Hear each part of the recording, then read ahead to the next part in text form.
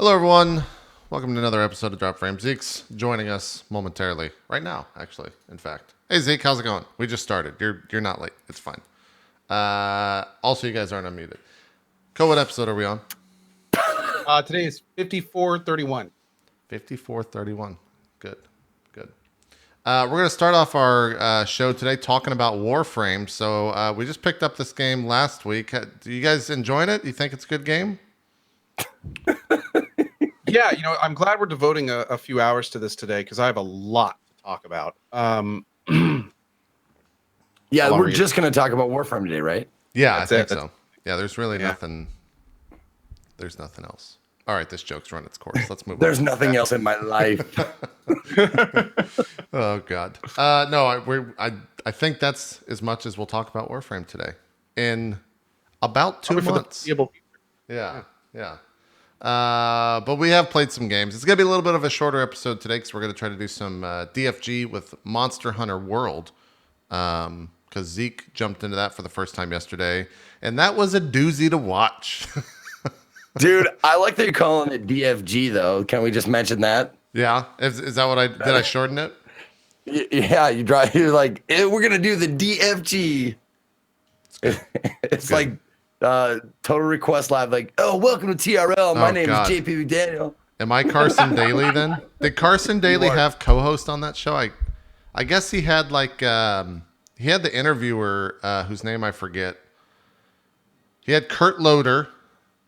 Oh, the old guy. Matt Pinfield? Yeah, he had Kurt Loder, and then they had fuck, I forgot. This is not important information. Anyways, yeah. Showing our age. Yeah. Funny enough, consequently, also a part of my life I'm trying to forget. Yeah. So really? Look, man, I TRL is my jam. I had an MTV phase. Yeah. No. TRL is good stuff. Yeah. I'll always remember Kurt Loder as the guy who told me that Kurt Cobain died. Yeah. Yeah. Yeah, that is true. Yeah. Anyways, happy news. Yeah. Happy news. Yeah. Just some quick tidbits of news. There was some Super Smash news this morning. We're not Smash fans, but King K. Rool was announced and revealed, as well as Castlevania's Simon and Richter Belmont. And then they also added like a meter for supers in that game. So it's no longer find the fucking floaty Smash orb. It's get a super meter, which people are kind of losing their mind about. Any single person who was a fan of Smash Brothers on my timeline, it was just inundated with Smash Brothers. Like, people are fucking flipping out about this. I love it. I love it. Also, for clarification's sake, there was one person in chat, not a horde or anything, that said that it's both. It's a switch. You can either do it as the floating orb or you can do the meter. So, just for clarification's sake. What else? There's some Red Dead Redemption 2 gameplay coming out tomorrow that people are kind of buzzing about. That's launching at 11 a.m. Eastern. Hope that's good. I hope that's exciting and fun to watch. I don't really know what I want from that game. The more I think about it, like I'm trying to figure out what's going to get me hype about Red Dead 2. And I guess if I'm not hype already, then nothing will. Maybe tomorrow I'll be excited about it. We'll see. It's a weird thing. That's a weird game.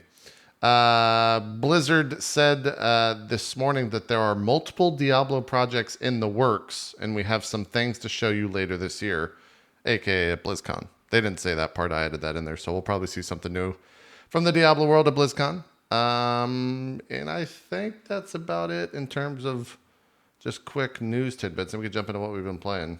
Kind of a slow week still.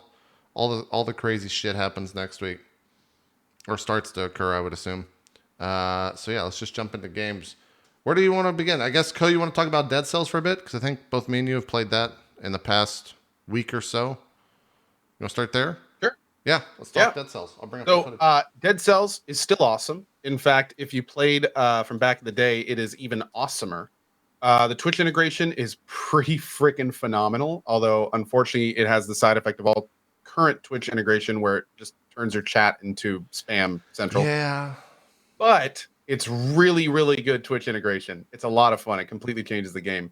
And it's really cool to have like a little viewer hopping along beside you that can talk to you. And the sub integration is fantastic. Anytime someone subs, fireworks go off in your character and stuff like that. Oh, Twitch right. integration.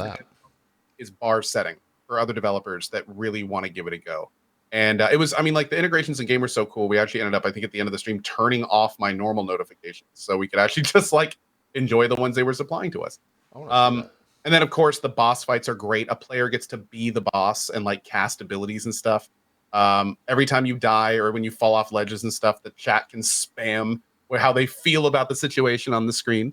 And yeah, it's really, really good. It's like I kept saying during the playthrough, the amount of changes, both on a core and cosmetic level, in this game from when it was early access to now is almost like a 2. It's almost like I feel almost like I played Dead Cells 1 when it came out in early access a year ago, and now I'm playing Dead Cells 2. There's that much new stuff in it. They completely reworked how weapons are gotten. There's like a brand. Almost everything has been rebalanced. They changed almost all the UI elements at least a little bit. They fundamentally changed how leveling up your stats work. There's a lot of changes. So the big thing I can say is if you played this game when it came out in early access, definitely take another look because it has come a long way. Yeah, for sure. I didn't So play. they can tell you where a secret is. That's pretty cool. Yep, they spam your chat with secret. Yeah, what they can do is if there's a secret on the screen and people in chat type it, then that's the only time it pops up, which is really cool because you'd think that the viewers would be like, hey, there's a secret. Let me go ahead and type that. But what unfortunately happens is because everyone is trying to be super helpful, thanks, chat, they just spam secret all the time. And when a secret happens to be on the screen, then your screen just fills with secret. So much so that I actually had problems locating the secrets at one point because so many people were telling me there was one there. Don't change Twitch chat. Don't change. Double-edged sword. Yeah. Now, I have a question about as far as Twitch integration goes. Did you try and put it like, because there's like chat rooms that you can make up for the same channel, right? Can you put like that in another room or not? Will that not work? Okay. That's a great idea and one that we actually played with, but it comes with its own set of problems. So for instance, when you make a Twitch room on Twitch, you immediately lose any channel bots or infrastructure in that room. The Twitch integration for Dead Cells only works in the main channel. So basically like, and not only that, but when you set up a system like that, every single new viewer that comes into the channel, you basically have to tell them you have a room open or they're never going to go to it because rooms aren't used widely. Right. So it's a cool idea, but what I'd really prefer and what would be amazing is if the Dead Cells Twitch integration let you choose a room. So you could say, if you want to participate in the Twitch integration, go to this room because it's not going to be in the main chat. Now, of course, that's going to have its own set of confusion because then when someone drops in, they're not going to know to go to the new room and they're going to start spamming the stuff in chat. And then everyone else is going to see that and probably start doing that too. Yeah. But yeah, it's again, anytime you involve Twitch chat in Twitch integration, that's just comes with its own snowballs worth of problems. It just gets worse and worse and worse. Yeah, I don't know how to fix that. Well, I'm wondering if there's a way to like delete it from just hide it from the chat. Like, yeah, maybe if you hide like exclamation commands or something. No, man, like all these companies need to do is they need to develop good web portals for this stuff. So on the top right of the screen, it just has a URL you go to. And then when your viewers go to that URL, it's a little control panel with a text box at the top that says what you're currently voting for. And they just click on buttons. And that way it's just completely removed. But listen, but the people on mobile it would be totally easier to do it in chat. It would be much easier to do. Yeah, it would be technically impossible to do that on most mobile devices. So yeah, that is true. Yeah, a bunch of people are saying Twitch extensions, but I don't think that would work with mobile as well. Twitch extensions do work on mobile. Okay. But you have to close chat to use them. So okay. You'd have to like not participate in chat to do that. Like you basically have an option of what you want in the lower half of the screen, the info panels, which have the extensions, or chat. So yeah, that's true. I would just say maybe because I'm trying to think of cases where you would actually want to put an exclamation point at the beginning of the sentence in chat, and I can't really think of anything valuable. So maybe just hide all that stuff. What if the Dead Cells guys had a Twitch account and you would whisper your vote to them? Maybe. The thing is, though, is I think you would, no matter what, you would still get people spamming in your chat, and more people would see that and just continue to spam because of that. So I don't know if you can Probably. solve that, right? Like it, yeah, yeah. I don't know. Well, I mean, it's the reason why I said like hide it from the chat, like meaning like you can type something, but the chat won't see it. It's kind of like when you have better Twitch TV and you type /uptime, Yeah, you it don't just see shows you, but it doesn't show the actual chat. Yeah, That's what I'm saying, like something like that. yeah. I didn't turn on the interactive mode only because I knew it was going to destroy the chat. And also, from what people were saying on Co's stream, it made the game infinitely more difficult. And I wasn't about being more difficult. Oh yeah.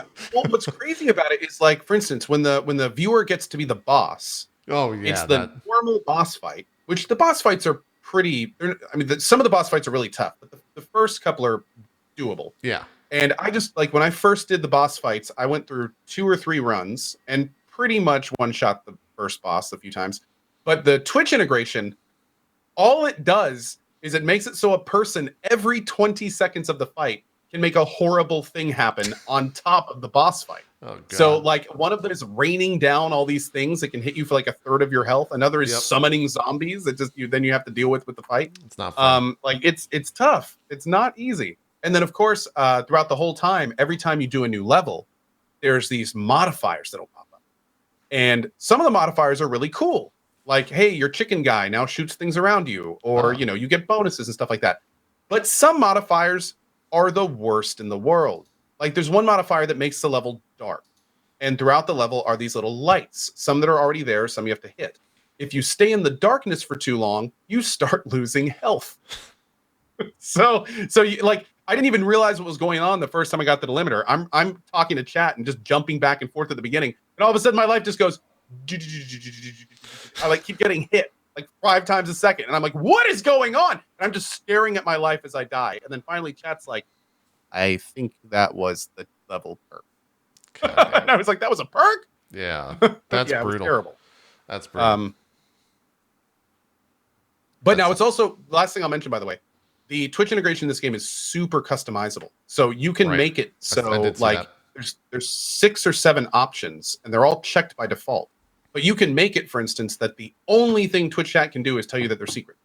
Or the only thing that Twitch chat can do is become the chicken. And by the way, the chicken, that little bird that follows you around, the person who gets the chicken can talk to you through the chicken. So anything he says in Twitch chat will show up on your screen. And more importantly, the guy controlling the chicken, he decides when you get to heal. He does in chat. You don't get to use your health potions anymore. He has to heal you. It's not fun. So that becomes a little interesting. Yeah. Yeah. So how far did you actually get in, like, I guess a quote serious run? Because I'm interested in like the difficulty, because I didn't find it to be difficult until the final boss, and then it was just like, whoop. It just, which final boss are you talking about? The king, I guess. Did you ever see? So you did the clock one?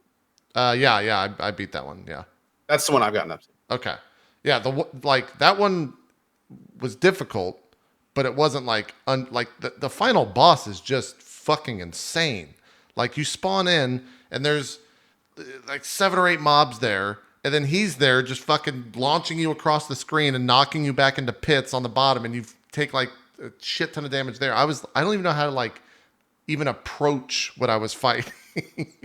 But everything before that was like kind of not that bad. So if you get the right weapons, if you know what you're doing, if you're a decent platformer, it can be pretty good. There are definitely runs where if you just don't get good gear, which just like a Binding of Isaac run or anything like that, makes it significantly more difficult. Sure. But there's also like the game. There's no question the game was a lot harder back in the day. It was a lot more difficult, and I think that over the last year they've done a pretty good job at kind of making the challenge rate kind of grow slower instead of like these big spikes, which is what happened back in the day. So I think it's just kind of a byproduct of that, probably. Yeah, that makes sense. That makes sense. I was also playing, I think, not necessarily the strongest type of build, but maybe the cheesiest, because it definitely has like a cap out in terms of how good it is, like a ceiling in terms of how good it is. But I was using a lot of the traps. where you just and they were super good. You know, when I touched the game a year ago, so much so that I think they've received a bunch of changes and a bunch of nerfs. But like, I guess I could pull up some of the VOD. Strategy was like throw 2 traps, and then just sit there, and then move on to the next guy. It was a little like yours is a little bit more action packed, I guess, like you could say, with the sword here, kind of getting into it. But I enjoyed that. It's cool that there's that, I guess, different style of gameplay. That it's not just like a hack and slash in that regard.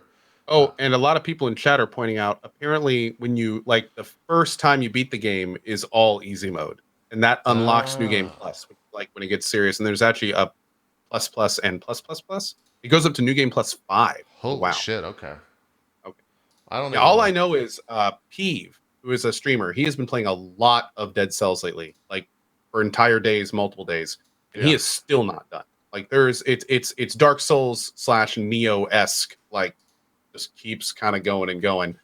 Except this game is more focused on like the items. There's after you start the game at the beginning, you come up to this room that's basically full of jars, and every one of those, probably 100+ jars represents an item you can unlock. And I know that last time I saw Peeves' thing, he had most of the jars filled. And again, he's gotten so many hours in this game. So Jeez.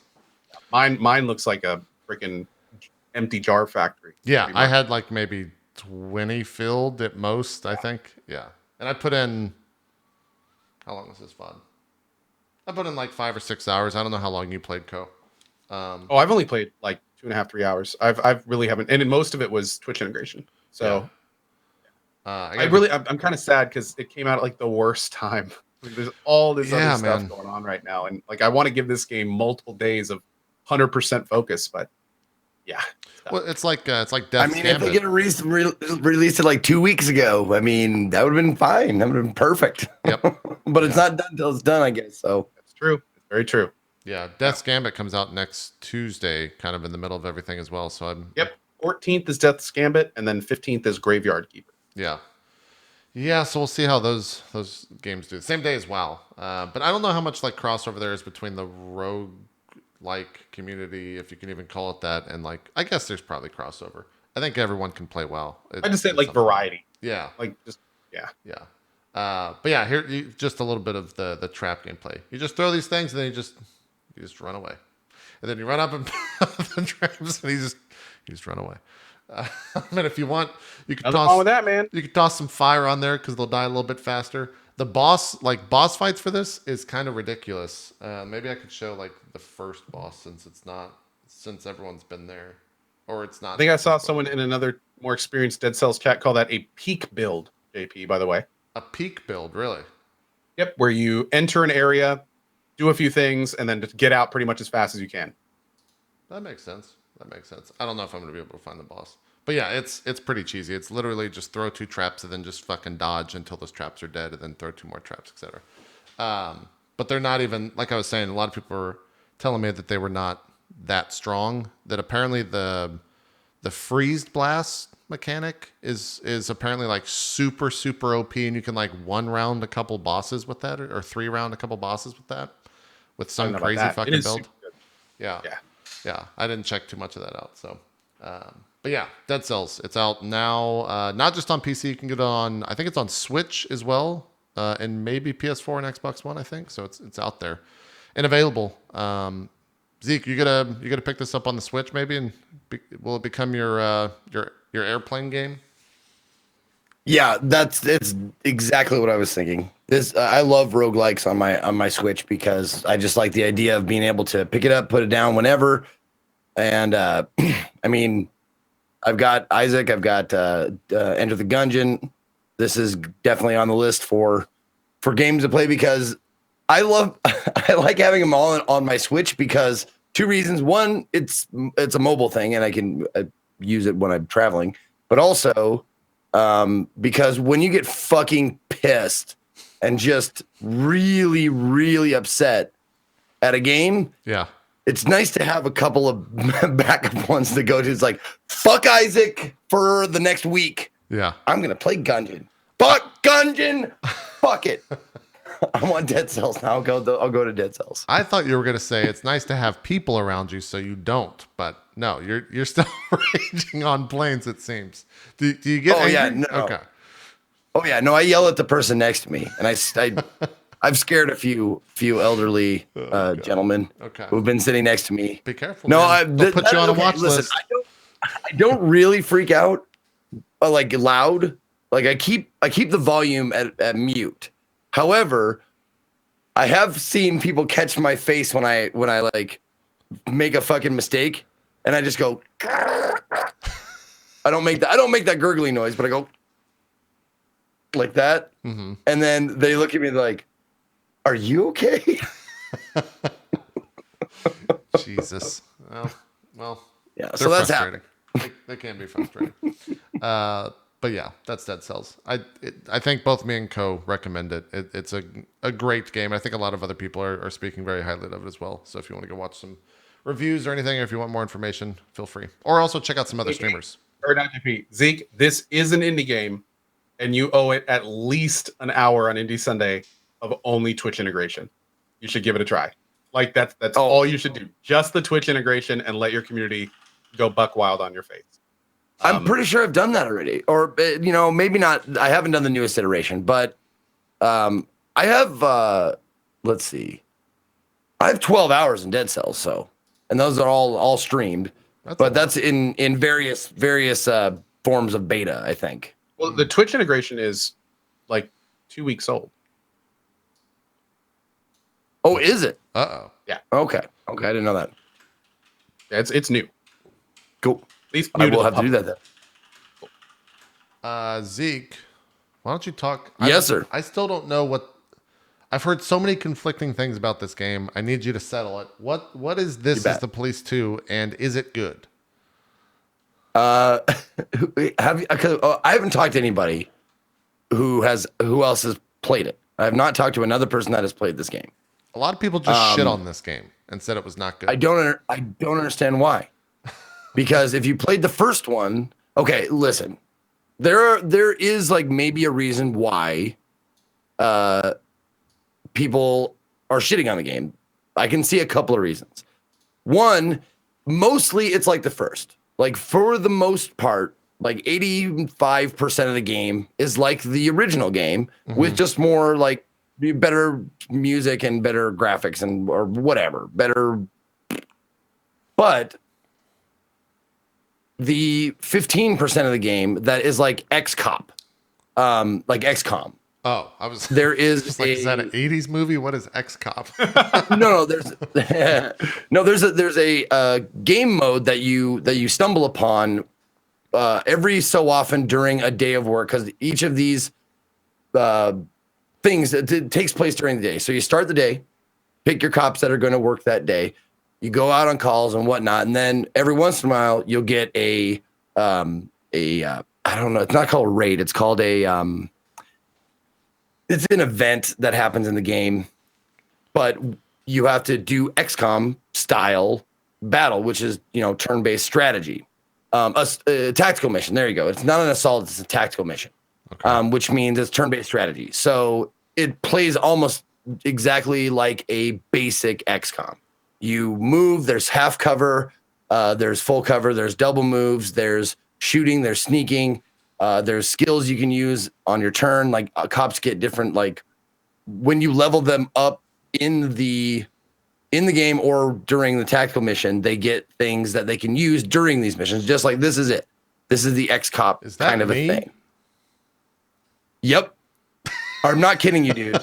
Dude, I've called you. You have lived through everything. I've called you JP. That's right. Call that guy JP since the jump.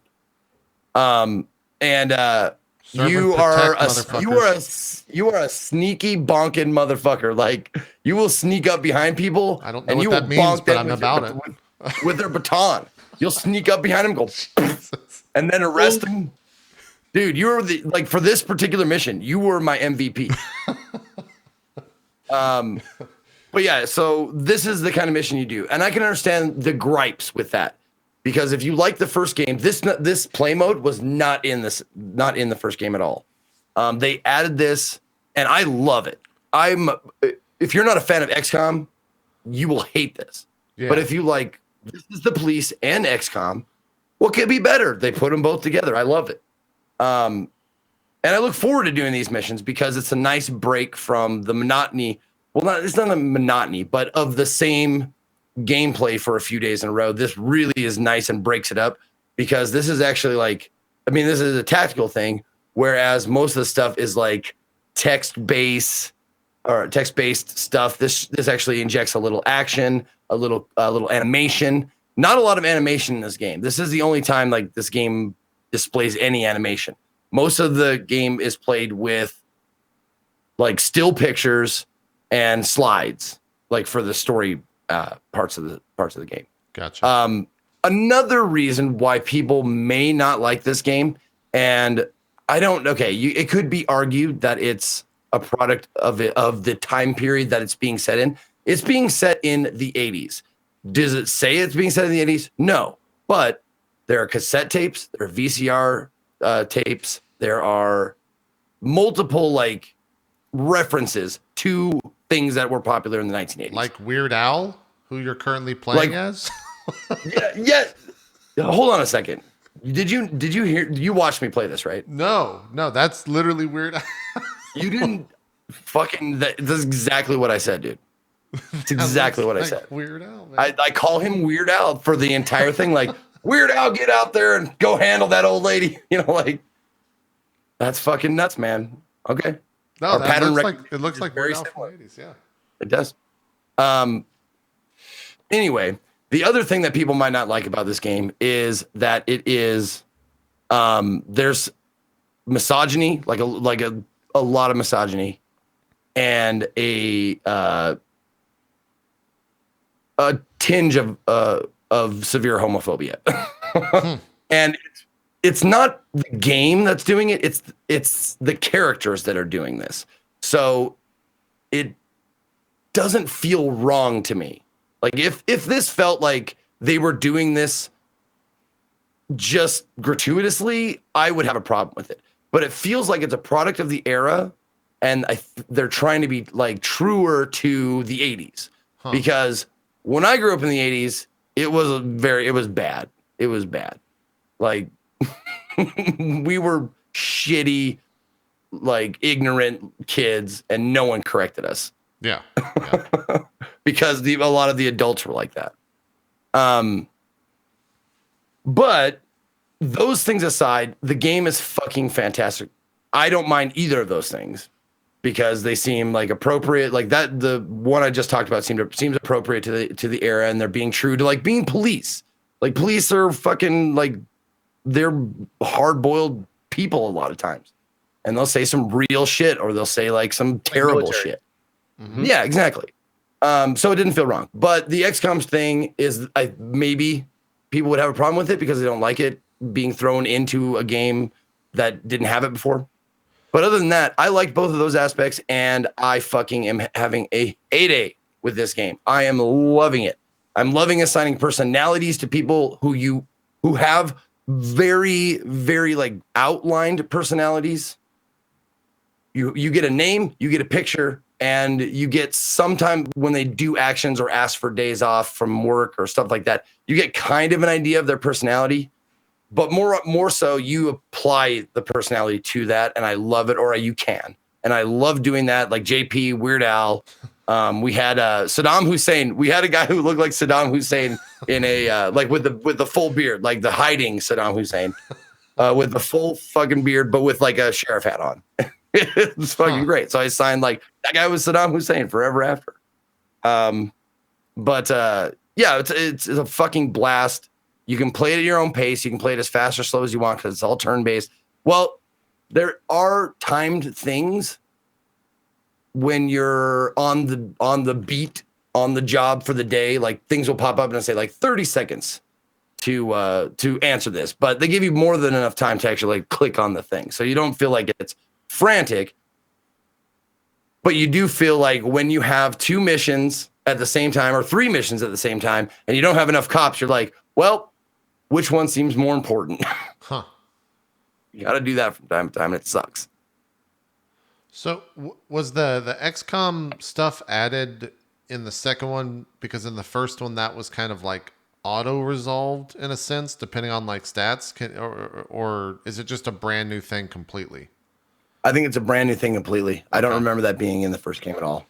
Well, I mean, like in place of stuff that would happen where you would just click a dialogue and it would kind of like auto resolve it. Is that kind of what void it's filling? Sort of. Okay. Yeah, sort of. Well, Yeah. tell me something. See, is in addition to the XCOM tactical stuff, do they still have like this thing is happening? Drag the cops over and send them off, and hopefully something bad won't happen. So that's most of the game. That's most of the game. So what dictates if it's an XCOM situation as opposed to one of those situations? It's an event that pops up. Oh, okay. So it's just like everything This Is the Police 1 had, and then that's tacked onto it as well. Yes. Tacked on is kind of not a phrase I would use. It's added in. Tacked on seems like a negative thing. Sure. I like it, so I want to. It's positive for me. But yeah, no, it's a extra added bonus, and it wasn't in the first one. But yes, most of the game is the same as the first one, taking cops, putting them on situations, sending them out. Hopefully you make the right choices when they get there. And sometimes cops die. Like I had a super cop, Hodges, RIP, rip Hodges. My first super cop, he had like almost every stat maxed out. Damn. And we made a bad choice. One of the choices was like when he went to a call, one of the choices was run over the perp with your car. And I was like, all right. So he tried to run over the perp. She shot him through the window and he died. RNG, man. There's a lot of RNG in this game that will fucking baffle you. You're like, all right. That's hard to do. Beep the horn. Beep the horn. Oh, you beep the horn and it spooked a cat who fucking had a grenade in its mouth and it crawled in your window and it exploded. Like shit like that will happen. That's why I raced and never looked back from the first one was that RNG. RNG in this game is obscene. Like it is just you can hedge your bet against it, but just here's my advice. If you find this game difficult, just power through. The same with the first one, same with this one. If you can't, like if you find like all of your cops are gone and like you got nothing, you got no hope, just power on until you get a game over screen. Because a lot of times stuff will happen, but there'll be a little Deus Ex Machina where like some angel will come and help you out. Sure. Okay. Yeah. $14.99 seems perfectly priced, I think. Right? Like. Oh yeah. Dude. I mean, I'm on 28 hours of the game, and I'm loving every fucking second of it. That's a lot of hours. Jesus. Oh yeah. Have you streamed all of that? Oh yeah. Wow. Oh, it's especially fun in front of an audience because it's a story for them as much as it is for you. Also, let me say that This Is the Police has some of the finest voice actors and voice acting. Really? In any games that are coming out. They're not a lot. It's little vignettes in between days sometimes, but like John St. John of Duke Nukem fame is voicing the main character. And it's fucking awesome. He has such an awesome voice. And I recommend you look up John St. John Wikipedia and look at that man's fucking Wikipedia photo. It is perfect. It is some Duke Nukem bullshit. You'll see. It's fucking perfect.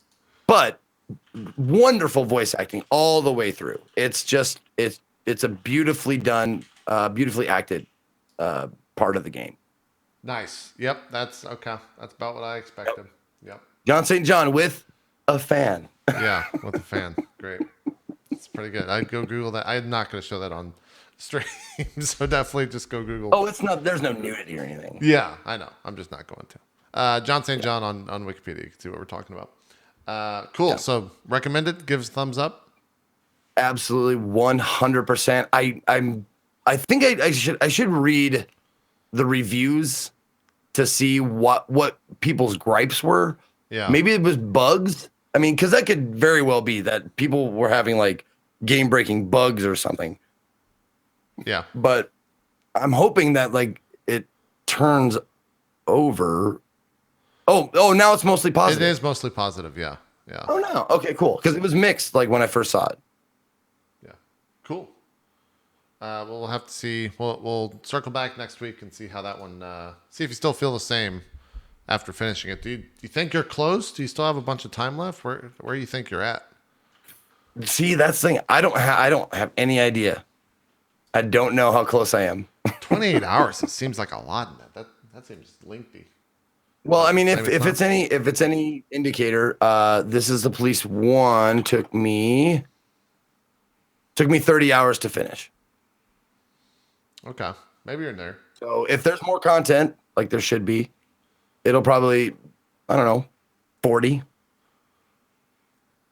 Makes sense. Yeah. I haven't really been playing anything too out of the ordinary. I guess played some Monster Hunter yesterday, but we'll talk about that in a bit. I decided to revisit Warcraft 3, the single player, and I've been playing through that because it's got some ties into World of Warcraft's expansion next week. Just because of like things that occurred back then are there's a bunch of callbacks and you're like revisiting stuff that went back there, and plus it's just a good fucking game. Warcraft 3 is still like one of the best RTS campaigns for my interest, almost of all time. So having a super fun time with that. It gets pretty fucking annoyingly difficult though. I'm playing on the hardest setting, hard, and almost I think like on the last mission for Undead. I'll be finishing that up this weekend, in prep for the World of Warcraft launch next week. But played Dead Cells, played WoW, and then last week after Drop Frames, I watched another Kingdom Hearts movie, which was fun. I had a bunch of I think Co's viewers in there for the first time seeing Kingdom Hearts, and that was a lot of fun because they were just fucking lost, and it was great. I was watching a movie. Here's how silly it's gotten. I was watching a movie where you're watching the main character, but he's not the main character because he's a computer. He's a bunch of zeros and ones in the game. And then you're talking to him through the computer, and then you get sucked into the computer, and you're trying to figure out why all this happens, and you're basically reliving the first game in Chain of Memories within a computer. And none of it matters. Except until the very, very, very, very end. Then it matters. So it was like 2.5 hours of just like bullshit. So I hate it already. I hate that. That really, really turns me off. Like, God does it ever. Yeah. I've always hated, like, it was all a dream or it was a simulation. No, this one doesn't. Woke up this one doesn't even have the reveal. It's literally just like, hey, you're a computer. And you start to think, does this actually matter? And then there's literally a line from like one of the characters like, this doesn't matter at all. Like, great, thanks. I'm glad I didn't have to play this and I could just watch the fucking cutscenes. But then there's some stuff at the end that matters. So it is what it is. And then the WoW scenario, the final like WoW thing came out yesterday before the big expansion next week. It was a scenario where they fucking destroy the Undercity. If you've played WoW before, that's like one of the, I mean, much like Telder Show last week, it's like one of the biggest cities in the world of Warcraft. And it was a pretty cool scenario where the two factions are actually fighting, and there's some pretty cool cutscenes and stuff like that. So it got me pretty hyped for the expansion next week. So that'll be fun. Code, you check out anything else? I'm looking through your played games. You're doing some more. Oh, you checked out the Pillars of Eternity DLC. How was that? I did. Okay. I don't know what that response means. Funny story. So basically what happened is I went back and played the Pillars of Eternity 2 DLC, and I fired up Pillars of Eternity. Basically, I did a 100% run of Pillars of Eternity 2 when it came out. And when I did that, there were many known issues with the game that Obsidian knew about, and they were doing their best to fix. But the playthrough didn't really last that long. I basically just did like pretty much mained it for about a week. And there was only about 60 hours of stuff for me to do. And I did it all. And I kind of shelved it, and I said, I'll be back for the DLC. So I went back for the DLC, which I heard was good. I'd heard really good things about it. And I started it up, and I really liked the beginning. It was very cool. I did my first fight, kind of got my ass kicked, went back again and did a little bit better, and then continued on with like the main story quest. And I ended up like really liking it. I was kind of like, I like where this is going. Let's see what happens.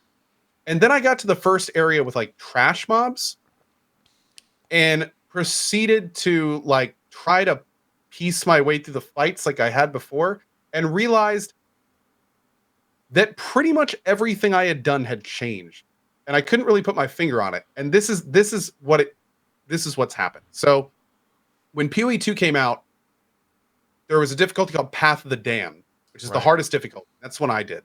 And I found out towards the end of my main playthrough that it was bugged. There were two parts bugged. The level scaling that I did not have turned on was not working properly. But even on top of that, the difficulty was not applying things properly. There were many fights that were undertuned. Your character, and then on top of that, I was playing apparently like one of the strongest class combinations in the game. So what it essentially allowed me to do is I learned how to play the game, basically playing it on like what is essentially now normal. So when I came back to the PoE 2 DLC, in the time that I've been gone, Obsidian has been going crazy. There are over 13 pages of patch notes. Holy and shit. Multiple of those patch notes are just pages of balance changes. This has been reduced from 50 to 20%. This has been added 10%. This no longer does this. This does this now. They basically like changed the game on. Not only that, but it's significantly harder, and they nerfed my class like into the ground. Like before, when I could walk up to an enemy and be like 50, 80, 100, 80, 90, my dude walks up now and he's like 10, 15, miss, 5, 10. Like it's just like I don't even know my purpose anymore. So basically the TLDRs of all this is I played this DLC for about an hour and a half, and then realized I was liking it enough to not want to half-ass it. It became very clear that if I'm going to play this game on the hardest difficulty, I'm probably going to have to do another run. I'm probably going to have to learn how to play this game on the hardest difficulty. I'm going to need to learn what all the spells do again, because they're like every character class in this game has like 25 plus spells. Yeah. And you need to know exactly what they all do. And I can remember maybe a total of 5 when I came back to the DLC. It's like a huge part of this stream, you'll see later on, is just me like mousing over abilities and being like, okay, this does this, and this does this. Okay, that does that. This does this. And Path of the Damned is now hard. It's difficult. So it's like, not only do you need to know how everything works, but you need to know how everything works well, and then you need to do it well. And I was still stuck on step 1. Right. So yeah, the short answer is the DLC was actually good enough where I realized I'm gonna need to give this some serious time if I'm gonna do it. So what I'm probably gonna do is, I don't know if I'm gonna have time over the next few months. It really depends on the release schedule. But I think I'm gonna get another playthrough of PoE 2 on the actual hardest difficulty with level scaling turned on, and then go right into the like all the DLCs either in line with that playthrough or as soon as I'm done. So I can kind of do like the realized vision of PoE 2 instead of, let's be honest, the kind of 80% complete version we got on release. Yeah. Yeah. You could do it in so that's December where we stand right now. when there's no games out. Just play it in Yeah, December, actually, I'm thinking about, and funny enough, December is about the time that that all this is coming to a head.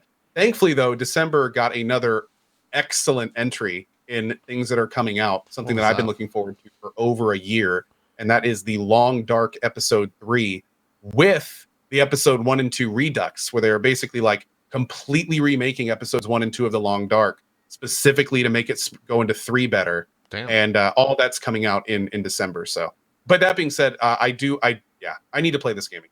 I actually really want to play it again, because there were many times during my first playthrough when I was like, I'd get to an iconic big encounter on the hardest difficulty, and I would just steamroll. I wouldn't even need to like pay attention to the fight. My guys would just like go through and destroy everything without even breaking a sweat. So did they fix the, like, I put 60, 70 hours into this game. Did they fix the animation or like the performance of the game? It looks like it's running a billion times better. Everything's better in the game now. Like they've basically in the last, Obsidian has been in overdrive since release. They released multiple apologies on the state of when it came out. The first DLC is in. Like I said, there's 13 plus pages, like non-double spaced line after line updates for this game. Multiple passes on performance. It is a damn good game now. Nice. It was a good game back then. It just had a lot of problems. Now a lot of I those enjoyed problems it. fixed. Yeah. And yeah, it's cool. Do they change anything on the ship combat, or it's still relatively the same? I didn't do any of the ship content, but not only did I hear that they changed it, but they helped with the AI. The people that you see on the ship when you board them actually match what you see in the main thing now. They added in a bunch of harder ships. There was actually a ship DLC. There was a crew DLC. I think there's another ship you can get now. There's more upgrades you can get. Yes. Nice. To answer your question, yes. Ship Okay. combat is apparently a lot better. Although I haven't done it since I've been Yeah. Yeah, I might check out this DLC because I didn't 100%. I kind of like main story rushed it, and spent 60 hours in it or something like that. So I might maybe in December too go check out all the DLC stuff because it, like I said, the performance. I remember there were performance issues with the game to where like getting 60 FPS was sometimes a struggle, and it looks like it's running. It looks like a different game to me almost in what I'm seeing here. So I might check that out in the future. That's cool. I'm glad the DLCs sound so promising. How much are they, by the way? How much are they? Yeah. Do you know what the prices of all is? Can you get like a season pass or anything like that? Yes, there is an Obsidian edition, which comes with the season pass. But then if you want like each of the ones individually, unfortunately I can't see since I already Just have saying it. $10 each. Season pass is 25. There you go. Perfect. So Thank you. cool. That sounds good. And then the only other thing I did over the weekend, I'm not going to talk about it too much because it's definitely the kind of thing where it's only interesting if you're interested. But if you are one of the people interested in Pantheon, Rise of the Fallen, a new social MMO coming out, I did do another developer stream showing off a new class called the Dire Lord, which is a damage-focused two-hand tank that I got to play for about an hour and a half, and that was really fun. Like it's a very cool class, and we got to check out an updated part of the world. I ran around in a group with the developers, and it was a lot of fun. It was very cool, and that's all on my YouTube if you want to check it out. But yeah, I'm going to show just a tiny bit of gameplay because we've been kind of keeping track of this game every time you've done one of these streams. So I'm curious on like the progress. It looks like it's running a little bit better. Dude, every time I play Pantheon, it is much better, which is one thing that makes me optimistic about the project. Every time I play it, it looks a little better, runs a little better. I mean, it still has a lot of ways to go. Like the animations are still pretty placeholder. Some of the models are and stuff too. But in terms of the engine, the interface, the UI, the mechanics, how it all clicks together, like it's all making a lot of progress. Is this a dungeon? Like they don't or even is have this, like a lot of the main systems in yet. Is Like this the a lighting dungeon and or open shadows. world? We did a dungeon at the beginning, and then they teleported us to another area, which is out here. And this is like a giant sprawling orc encampment that we kind of worked our way through. Nice. Yeah, I mean that looks like an old school MMO fan's delight. Dude, Which it's is kind of what so I'm saying. nice. Like look at the health bars, especially. Oh, I Like know. it really brings back that kind of old school. Let's slow it down. Let's make sure. Let's look for ads the whole time. Okay, make sure this is Mez. Don't like it. What's really nice, and I think I can safely say is if you're an EverQuest player, this game feels like EverQuest. Like the pacing, the speed, the fact that you can't just steamroll stuff, the fact that you come to a zone like this, you will not be soloing. You will not see any solo players in a place like this. This particular zone, that is.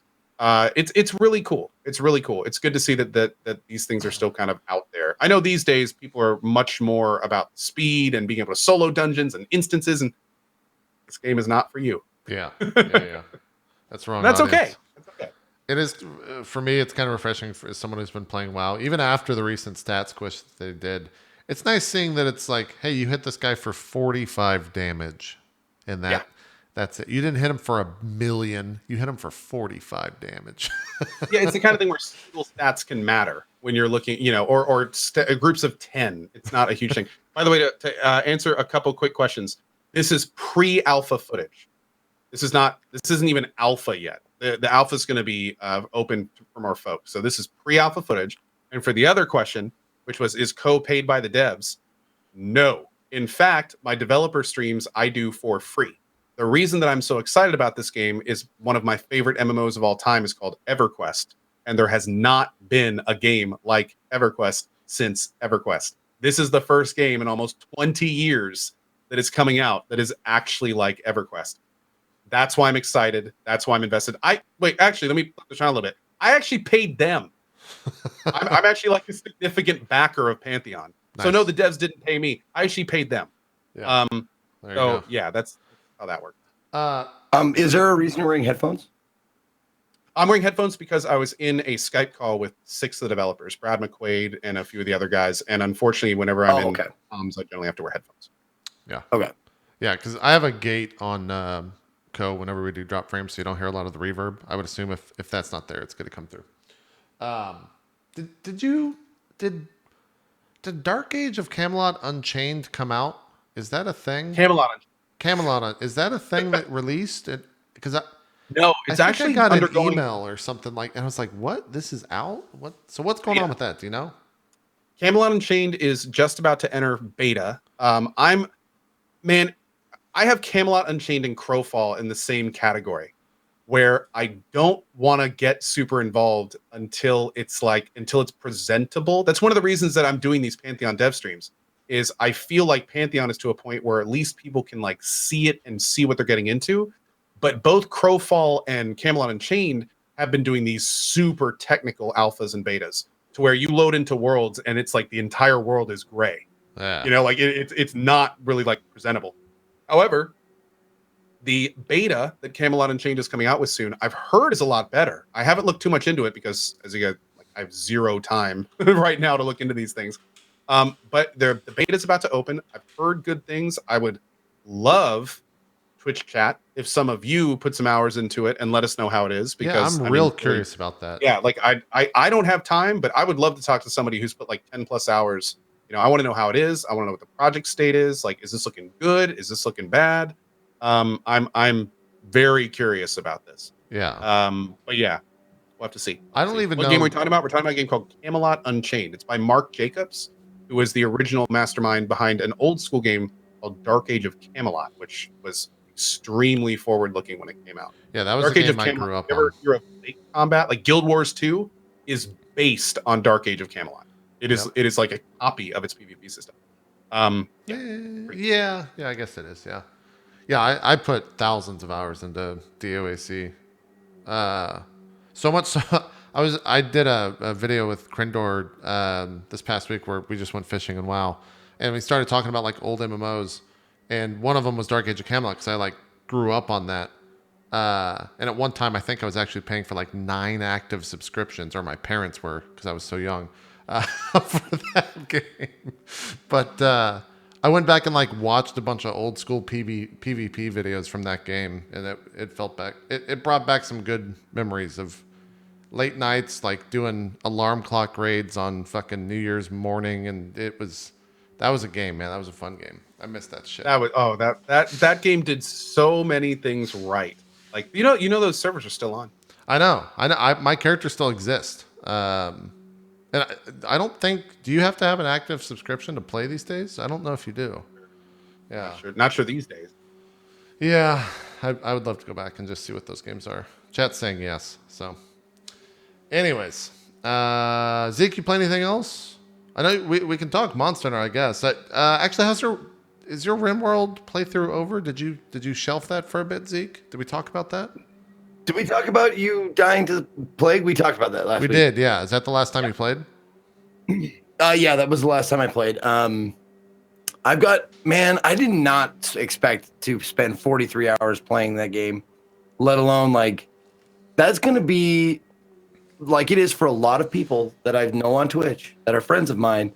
That's the game that's in between games. It's like, there's a game coming out tomorrow, so I don't really have anything to play. Let's play some Rimworld. Because you can always go back to it, man. You can always go back to it. Yeah. Dude, that's been my go-to game for like years. Oh yeah, totally. I pick right up where I left off. I remember the characters and their personalities and what I was trying to do. I'm still only on my second colony. Like I played the first one for like 6 hours, and the rest is all on the like 37 hours on this one colony. And I'm sorry that you both are dead. And Sacriel is dead. Dude, I just love it because me and Sacriel sit there and make super passive aggressive tweets at you. Oh yeah. You guys are fucking dicks because So you guys, fun. you know me, and the thing is, you guys are my friends, and you can cut me harder and deeper than anybody because of that, and it hurts. It hurts good. when you act like you're upset about your character dying when I have nothing to do with controlling a plague. It just Yeah. happens. This is not infection. This is not because it was dirty. Plague happens because of animals or whatever. It's real fun. Randy Plague Random happens fucks me. Zeke doesn't give Ko enough smoke weed, so he gets angry and doesn't clean properly. Yep. But let's be honest, it all comes back to Zeke not giving me enough smoke. Yep. No, your smoke, dude. If you, you're absolutely right. I should have left you in the fucking we call it. It's the weed and psychoids room is called Albuquerque after after Breaking Bad. That's where we keep all of our drugs, all of our illicit substances. Nice. And they're a good cash crop for the southern states. I don't know if you knew that. Yeah, it's good. Oh, here's something okay, so Rimworld 1.0 Unstable came out. Oh, we didn't talk about No Man's Sky. But it's the logical next step from Rimworld 1.0 Unstable is Rimworld 1.0 Stable, which is what I thought was going on, the release. Well, apparently what happened is then Tynan updated the game back to beta 0.19. So the next update after Rimworld 1.0 Unstable was beta 0.19, and he released this message where he was basically like, yeah, sorry about that. I changed the convention, but now I've changed it back. So now I'm all confused. Like, is the release still soon? Huh. I don't really know what's going on. Because I was planning, I was told last I heard Rimworld 1.0 Stable, like the release was supposed to be like end of this month or early next month. And now I'm like, is the game back in beta? But yeah, a lot of people like it's only the numbering. It's not technically 1.0 yet, so he changed it. But now I'm wondering though, if it went from 1.0 Unstable to another patch, does that mean we're going to get more patches before 1.0 Stable? Has anything moved around? Because I haven't seen any announcements about that, which is why it kind of caught me by surprise today. Yeah, I'm trying to see if anyone in chat knows, but I don't know. I don't know. Anyway. I don't either. We could talk Monster Hunter for just about 10 minutes and then go play some. Only because I'm curious. Like, I guess for Co, feel free to tell me if I'm putting words in your mouth here, but it's Monster Hunter that you played on the console. Like, it's basically the same game, but it looks better and runs better. It's 60 FPS or higher. Like, that's what it is. Yeah. Like, there's nailed. Nothing is. I mean, they put in balance changes and stuff that are currently on consoles, but there's no like new stuff on the PC version. So if you've played the console version and you got your 100 hours worth of grinding and you're not really interested in grinding anymore, then don't pick up the PC version. But if you're interested in playing again and it running vastly better, like 60 FPS plus, I get at 1440p, I get around like 80 FPS. Co, you're playing it at 1080p. So what type of FPS are you seeing? Around I have it locked at. Okay, but it's just the kind of thing where it's not only locked at 60, it's always 60. Like it never drops even a frame ever. It's phenomenal. yeah. So yeah, that's been and 60 is just gorgeous. So it plays really well. There's only one place that I've seen dropped FPS, and that was in the Rodden Vale. I lost a lot of FPS in that area, which is one of the later areas that you visit. And I think it has to do so. There's a setting that's like volumetric fog or something like that you can turn off. And if you turn that off, you get like a 20 FPS boost. But I think in that zone on the PC, there's still some residual stuff because there's like the effluvium or whatever it's called. And I think that stuff is what's causing the FPS drop. I haven't really figured it out. But apart from that, everything else has been running super great with this. Also, load times are also better. Yeah, it's ridiculous. Like what used to be 3 to 4 minutes on PS4 is like a matter of 5 seconds on the PC now. It's fucking amazing. I've heard that same thing. It's so amazing that every time it happens, I was like 80 plus hours in the game. I knew when I was going to load that I would turn and talk to chat. So the same thing started yesterday when I was playing.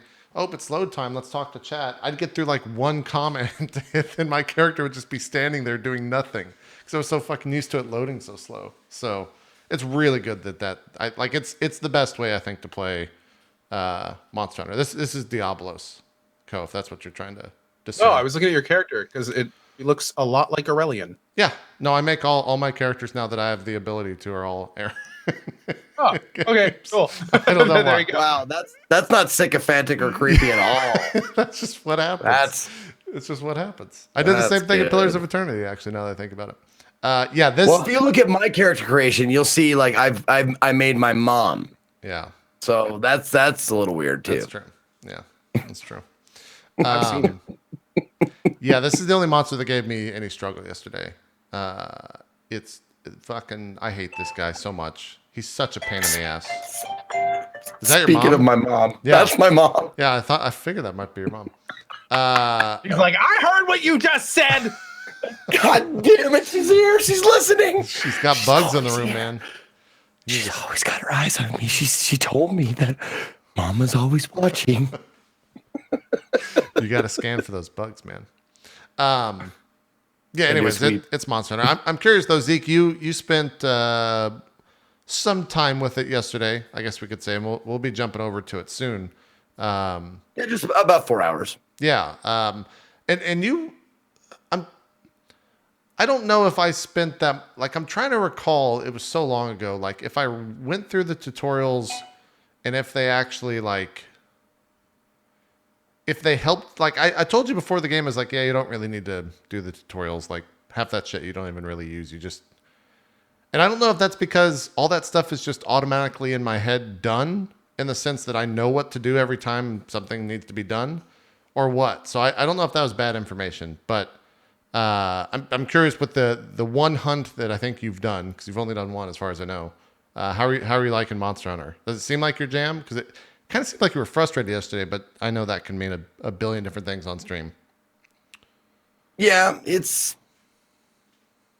mostly because this game is very beloved and I have to fight against being a contrarian. Like, I want to be contrary so bad. It harkens back to my high school days when I was like fucking conformist. You know, I was like one of those fucking goth kids. Like, everybody in society is all the same. You're all just fucking sheep. You know, like that kind of shit. I have to fight that urge because this game, everybody, like almost everybody who's played it loves it. So I have to fight against that urge to be like, this game fucking sucks, you know, because I want to. But as far as the game goes, it's great. I've only got 4 hours into it, so I really don't have a real solid opinion on it. The only reason, well, one of the reasons why I was being so salty about it is because there's so many people with so many hours into it, and they all have their own opinions, and their opinions are absolutely right. Mm-hmm. And if you make a decision that's not min-maxing it, you are fuck you, bad. How dare you not wear armor into a battle? Right. Oh my God.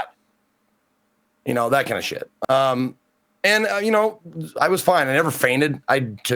Ran away, did healing potions, shit like that. I'm playing with the whatever it's called, the whatever this fucking thing all, the CB, the cock balls. Charge blade? No, this is not charge blade. The charge blade. There you go.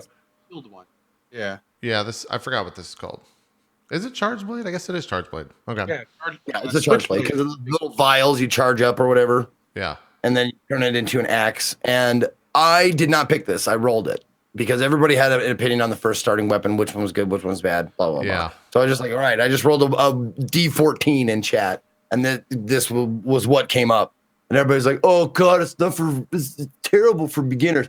And sure, it's a little complicated, but I mean, it's not impossible to use. I mean, it did fine. It just took me a bit longer. It's not like, you know, when we play later today, I'm going to use the hammer because it seems like more of a headache than it's fucking worth. Yeah. You know, I will say, people were saying like, arguably the best damage can be the best damage in the game.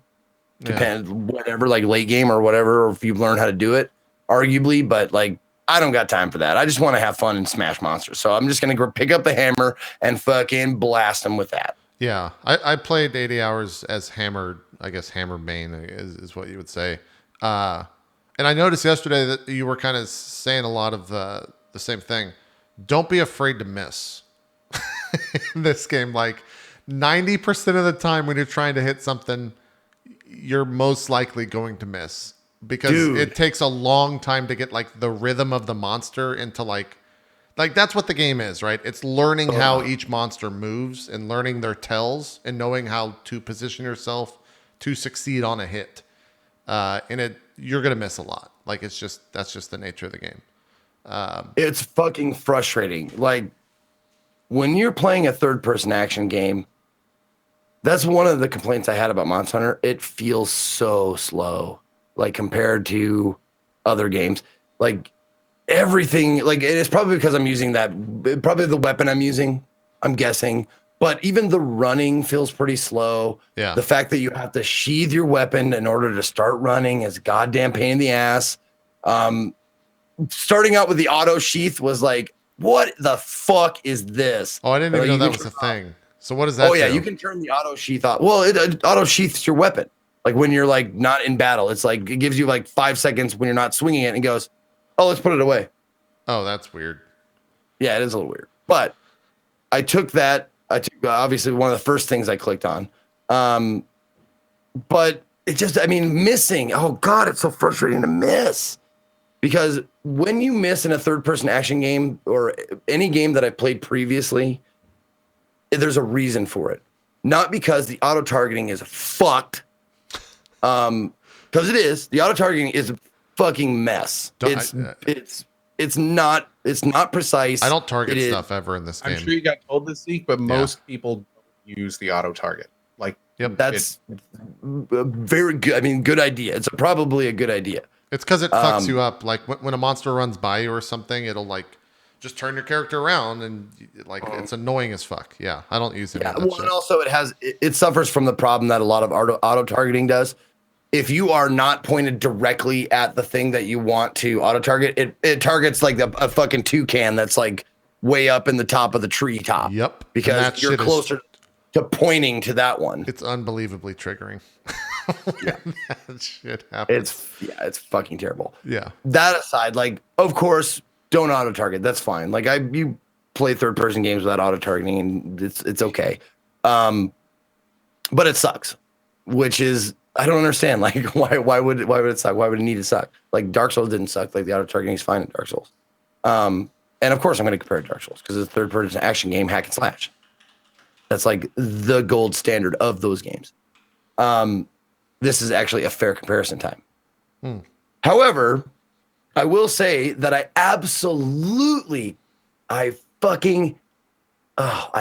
hate cat puns. Hate them.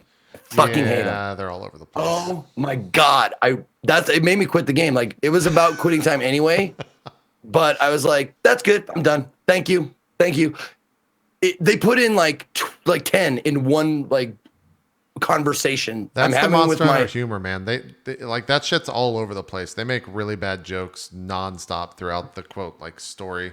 But to be honest, I've 12 hours of this game. I haven't listened or read a single bit of dialogue because like the story is not why I play this game, and I think it's why a lot of people not a lot of people play this game for the story component of it. It's just there to kind of push you along from monster to monster is the way that I see it. I feel you. But yeah, there's a lot of fucking bad puns throughout the entire thing. Yeah. Did you eat, by the way? Did you go to the chef at all? Okay. Yeah, he cooked me one meal. Now, I mean, that was pretty cool. And I'm fascinated by those little quirky things that you can tell the difference of between like where the game is developed. Like they have their certain little like signatures. Like a lot of Japanese developed games that I've been playing lately have a lot of like detailed food shit in them. Yep. Like the Yakuza series, like they don't like make it in front of you, but their menus are like in depth. They have descriptions of the food and shit. Like this is no different. Like it's a huge thing. And it's just, it's very intriguing to me to that it's become like part of most newer Japanese developed games. Yeah. Final Fantasy 15 had the same shit as well. And they were like pretty food porny about it in that one. Where they would like cook the dish and they'd slide the dish in front of you on the camera, etc. This game does the same shit. Although later on in this game, when they're like making steaks and stuff, some of that stuff I can't watch if I'm hungry because I'm just like, I gotta take a break, guys. I'll be right back. 'Cause No, and when it looks fucking tasty. it looks really good in some Yeah, situations. Yeah. What's the chef's name? He's like Meowskiller or something like that. Yeah, I forgot. Meowskiller chef. Yeah, I don't know anyone's name in Killer. this game. I just hunt monsters, Zeke. That's all I do. At which I think I'm hoping that we can kind of get to a point where like you can see what the grind is in this game, because that's really like I think the make or break point for this game is to understand what the grind looks like and what it actually is and how it plays is basically where people either decide they're really into this game or this game's not for them. And it takes a couple hours to be able to get to that point, unfortunately. Right. You can't really tell that because like you killed this singular monster right here, and that was like 4 hours I think for tutorial and stuff. But Granted, I did spend an hour and a half on the character creation. I think most people would. Like it's Which is pretty so in much depth. fun. You can Yeah. any game where you can like change the fucking depth and size of the location of cheeks is going to be a character creation that you spend some time in. That's just kind of the nature of the beast. One thing before we end and go play some of this, I didn't check out any of the mouse and keyboard controls except for maybe like 3 minutes. Ko, I know you tried them, and I know that was like probably the number one question I got yesterday in the 12 hours playing is like, how does the mouse and keyboard stuff control? Do you have like any experience with it at all? Do you have any thoughts on it? I spent a little bit more off time trying to play with the values. Basically, the way that the mouse and keyboard works is it looks like it emulates. I have a better way to say this now. It's not really taking your mouse position at all. What it's doing is it's emulating a control stick. So if you whip your mouse left and right super fast, there is a consistent speed at which the camera is going to move. And if you move your mouse out of that range and then back in the other way, it will start going the other way before it catches up to where your mouse actually was. It's like this weird if you've played No Man's Sky and you know how the tethering works on the spaceships, it feels kind of like that with the camera. Now what I did yesterday is I went into the settings and I tried to adjust it to like nearly its fastest speed without the Mouse without it becoming way too sensitive. Oh. And I'm actually looking forward to playing today because today I'm going to try to use mouse and keyboard for the streams today.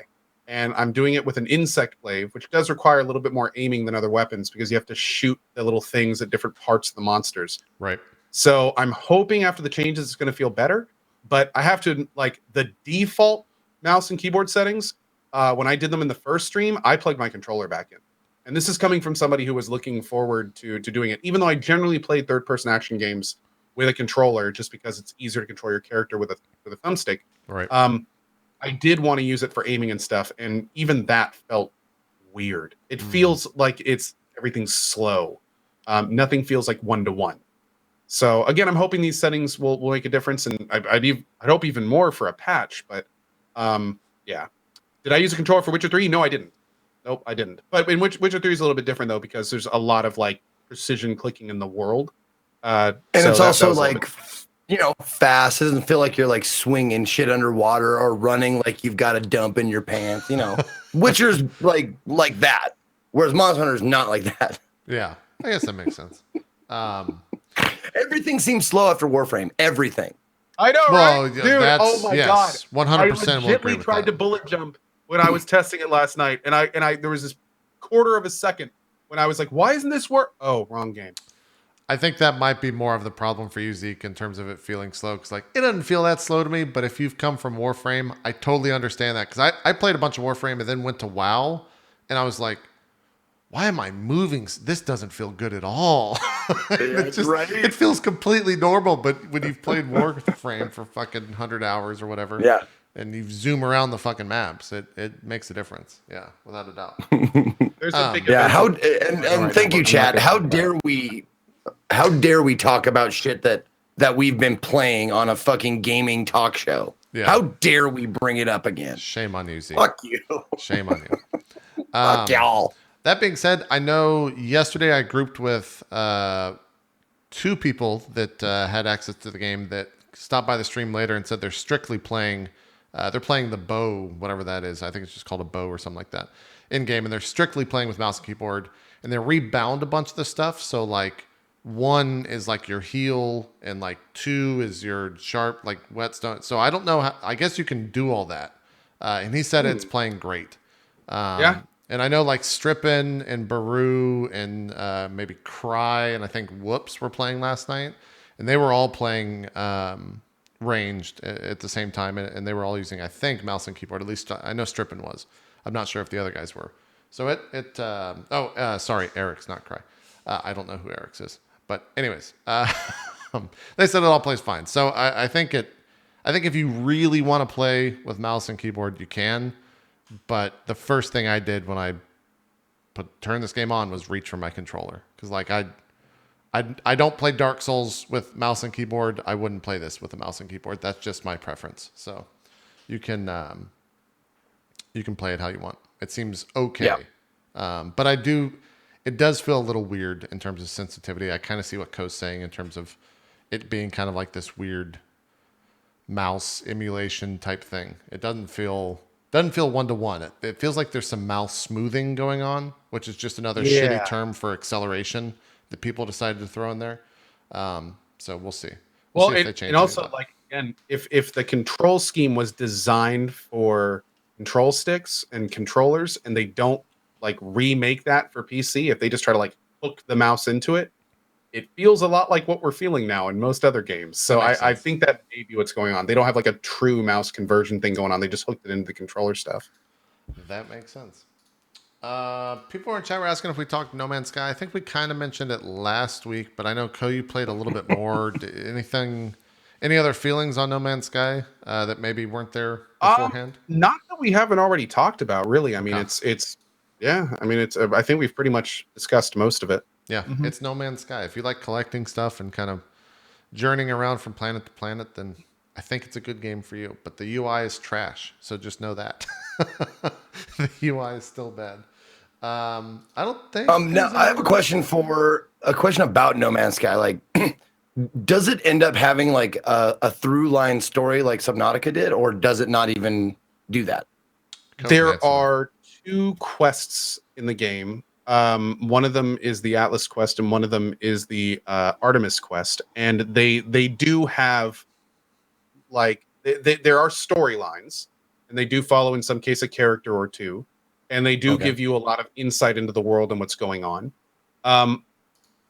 But it's not the same as Subnautica. Like you could tell the game would have existed just fine without those quests. They're kind of just like there if you want to do them, but you don't have to.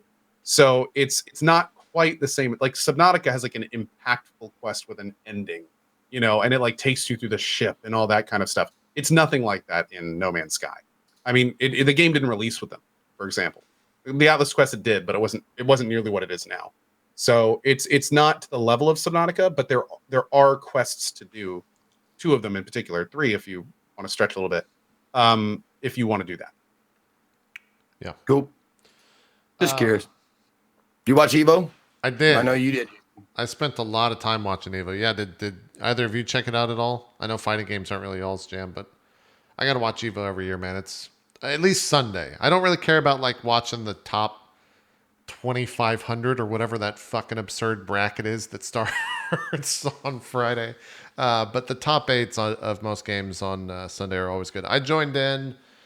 My stream ended right around the time that Tekken 7's top 8 was ending, which was, I didn't really, usually what happens, the top 8 starts, and I'll get like to see the 8 players' first games, and in those games I get to kind of choose a horse, as you will. Like I get to see who I like in terms of their attitude, how they're playing the game, if they're like a underdog, etc. And I didn't get to do that with Tekken, so it didn't really mean anything to me in the finals. But I know that there was one player that had a really good run in Tekken that was apparently super hyped, but didn't get to see too much of it. Then we went into the Dragon Ball Fighter Z stuff, and that was for my interest, and I think most people's interest, because it capped out at like 264,000 people, which is the most ever watching Evo. Jesus. it was fucking phenomenal. Like there's so many things that happen in that game and in that scene that have just kind of, I wouldn't call them memes, but I guess they are. So whenever like Cell enters into a fight, they each like main character or first character that you play has a small little cutscene in that game that says like, I'm Cell, I'm here to destroy you, blah blah blah. Cell just gets into the thing and goes like this and just starts screaming. And so what happened was I think the way it started, there's a commentator by the name of IFC Yipes, who's my favorite commentator in all the fighting games. He would just scream along with Cell. And so the crowd picked this up. And now anytime that Cell does his intro, and I'm not talking like the entire audience just screams at the top of their lungs. And every time they would do it, the production would kick up their audience mic, and it's fucking incredible. Because it's like, I don't know how many people are in there, 30,000 people or however many people are in that audience, just screaming at the top of their lungs. And every time it occurs, I was like, this is pretty fucking cool. Because it doesn't, like, they're not cheering for they're just cheering because Cell is cheering, and it's fucking awesome. There's a ton of clips out there, yeah. It's that groupthink thing, like they were doing it one of the GDQs with the Waluigi shit. Yes, it's exactly that. Yeah, yeah. Oh, I was loving every minute of that. Just I love whenever that happens because I'd laugh so bad. Yeah. Just live trolls. Oh, it's so good. Yeah, it was so awesome. Even and then like each time it would happen as they got further into the top 8, it would get louder, and in the final set. Like the grand finals, it happened and Cell screamed, and it was like the loudest I've ever heard a crowd be for any like video game. I don't want to say esports because FGC people lose their fucking mind, but any like video game competition, it's the loudest I've ever heard a crowd be, and it was fucking awesome. That said, the entire top 8 for Dragon Ball FighterZ was just great. There are so many like close matches.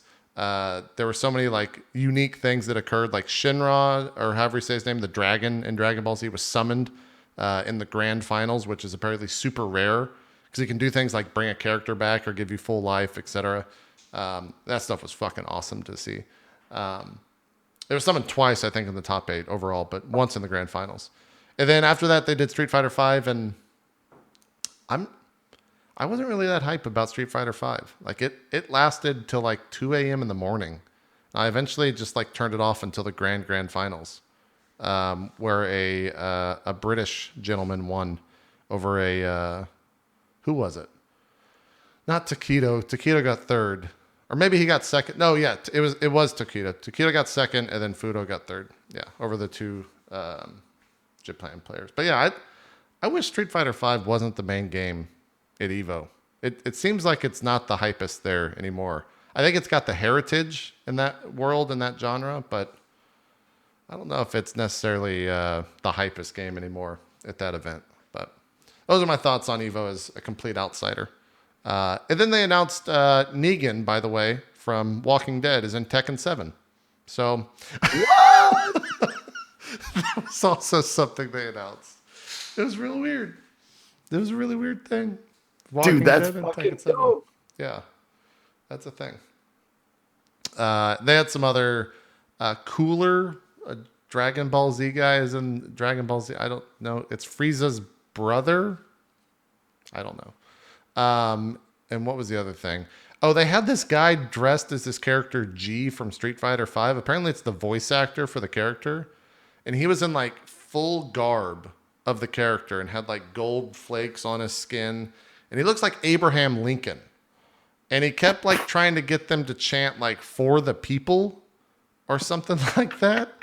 And people were just like, "Why the fuck are you on this stage?" And then they announced who it was, that it's a character. And people were like, "Yeah, President of the World," it was fucking bizarre. That was really weird. That whole thing was real weird. And then they announced Sagat is coming back, which if you played like Street Fighter, you know that name. And you know he's an old timer. You know the Tiger Uppercut, etc.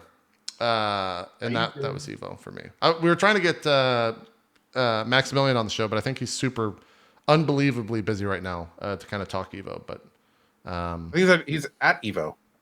He might still be in Vegas. Yeah, something like it. Max is a busy guy. It never occurred to me how busy Max is until I tried to coordinate something that was like, oh shit, you got a lot going on. Never mind. Don't worry about that. Anyways. Oh, he lives in Vegas. I didn't realize he lives in Vegas. Anyways. Well, that's easy. Yeah, that's easy then. That makes it easy for him. That was Evo for my interest. Always fun to watch. I'll be there next year for the top 8 day, or top 8 Sunday at least. We forgot this bit of news when we were doing news at the top of the show. God of War's New Game Plus mode is coming out on August 20th, and apparently it's going to be harder than what already God of War mode was. And there's some new gear upgrades, higher level enemies, and then of course you can skip the cinematics now. The only way you can get it is you have to have beaten the game once on any mode before you can play it. So, doesn't say there's going to be any new cutscenes, at least explicitly in this post. But we'll see. That's out the 20th, 12 days from now. I don't know if I'll play that right away, but that might be something I go back and revisit just because of how much I enjoyed that game. Maybe in December when there's nothing else out. I guess that's it. I think we're good. I think we're done. I think we do some shout outs here. There was I don't know if you guys heard about there was now like DJ Khaled was at like a PUBG thing. He was at an Overwatch tournament. It was fucking awful. Yeah. Oh, Overwatch. There you go. Did you check it out? What was the kerfuffle about? He was just awful. Like, he was just a bad performer. He was DJ Khaled. He'd just be like, it was DJ Khaled. Like, he's known for having bad performances. He's known for going into a song, not enjoying the song, and then just going another one. And they skip to the next song. They'll just skip an entire song because he doesn't want to play it. It was a terrible, unbelievably awful performance. And I would definitely recommend going and watching the clips. Okay. Oh, so he was... So he performed. He performed live at the Overwatch League Finals in New York 2 weeks ago. Yeah. Check out the clips on that one, man, because it's funny. Okay. He did one thing where he like said something and then tried to dance on stage, and it looked like he was about to fall over at any moment. Like it was just comical. It was just the funniest fucking thing I've ever seen. Most of the clips got taken down. Wow, that really sucks. That sucks really bad.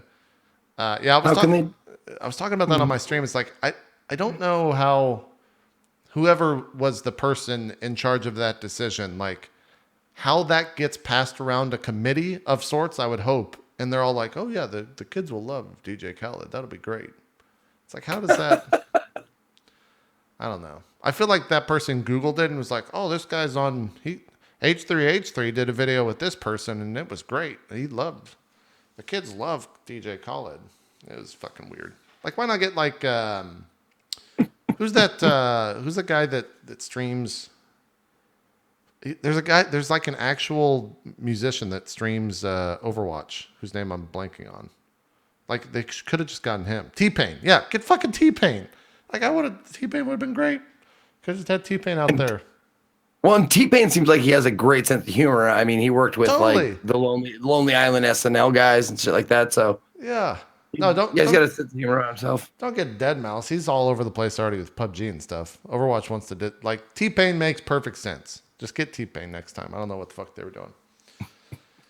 Yeah. Well, I mean, as far as Cali goes, like I lost all respect for him when he was talking about like not going down. Like that was the other bit of news that he was in the. Or the other tidbits that he was in the news for. What'd he do? You know, I was neutral, and then I was like, nah. I don't know if we need it explained, Co. We'll explain in the after show. Okay. We'll do that. He doesn't like clam chowder, Co. Is that... Okay. No? Okay. I mean, he won't part the beef curtains? Yeah. Now he gets it. I like how Zeke somehow took a thing that I didn't want to discuss and actually made it worse. That's right? If I had to describe Zeke, here's Zeke. Zeke's somebody that you really don't want around, but no matter what, if he's there, it's going to be worse than what you can imagine. That's my friend Zeke. Oh man, if I'd cry. I'd cry if you weren't right on the money on that. Oh man. Anyways, let's do some shout outs and go play some Monster Hunter. Zeke, why don't you please start us off? All right.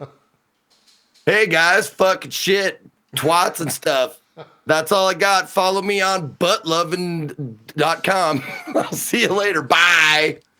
Is butt loving doc? I'm going to it. I don't know. I just I'm risking it. I'm tired. This is usually about the time I wake up. Oh, butt loving doesn't exist. We should go buy that domain really quickly before What? someone else. Yeah, it says you can't connect to buttlovin.com. Code, do some shout outs. Oh shit! Hi, thanks for watching today. It's been great seeing you. Carnage Code, Twitch.television games videos. Thanks for watching. Nice. I'm just surrounded by experts today. Experts in their field. Yeah, I knew it. I'm surrounded by assholes. Professor. All right, we're going to call the show now. We usually go for about 3 hours every Wednesday at 1 o'clock Eastern, but we're going to go play some Monster Hunter for another hour and a half or so and try to get Zeke against an actual difficult guy. I wonder if we can get him to Anjanath in an hour and a half. I don't think it's possible, though. So we'll go from there. Yeah, it's going to be tough, but you know what? I think we can do it. Yeah. If we have to go a little over, then hey, we got to go a little over. That's We true. can. We'll see. Well, I got Far Verona, so no grown. Maybe you could keep the dream alive after that, but I got to do Far Verona in an hour and a half. So we're out of here for Drop Frames. We'll see you next week. Probably, I'm going to be coming off a 24-hour stream. Next week might be not tentative. We'll see.